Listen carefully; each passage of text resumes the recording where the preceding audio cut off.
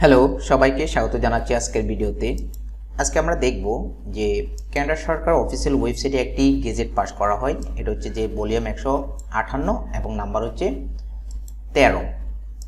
এই গেজেটটাতে তারা পাবলিশ করে, নোটিশ করে যে আগামী 30 এপ্রিল থেকে কানাডার যে পার্মানেন্ট রেসিডেন্সি ফি রয়েছে সেটা ইনক্রিজ হবে।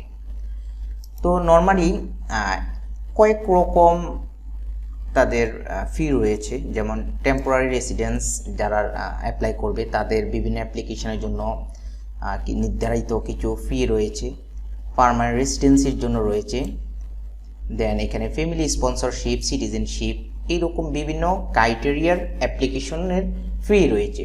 তো সেক্ষেত্রে শুধুমাত্র তারা পার্মানেন্ট রেসিডেন্সের ফিগুলো বৃদ্ধি করেছে এবং সেটা কার্যকর হবে 2024 এপ্রিলের 30 তারিখ থেকে।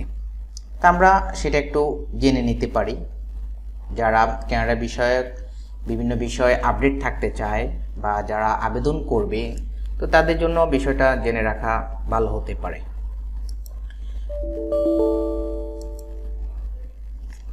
এখানে আমরা যে বিষয়টা দেখলাম, দেখুন যে right of permanent residence free আগে ছিল, যেটা বর্তমান রয়েছে 515 কানাডিয়ান ডলার, সেটা হয়ে যাবে 575 কানাডিয়ান ডলার।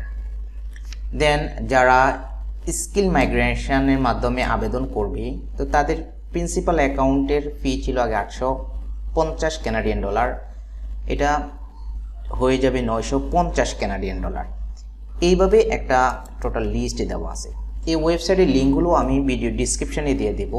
এই লিঙ্কগুলো ভিজিট করে আপনি ডাটাগুলো কালেক্ট করতে পারেন। তবুও আমি আপনাদেরকে স্ক্রিনে একটু দেখাচ্ছি ধীরে ধীরে, আপনারা এটা একটু পড়ে নেবেন, বা যারা সামনে আবেদন করবেন তারা হয়তো আপডেট থাকলেন বিষয়টা বা অবগত থাকলেন।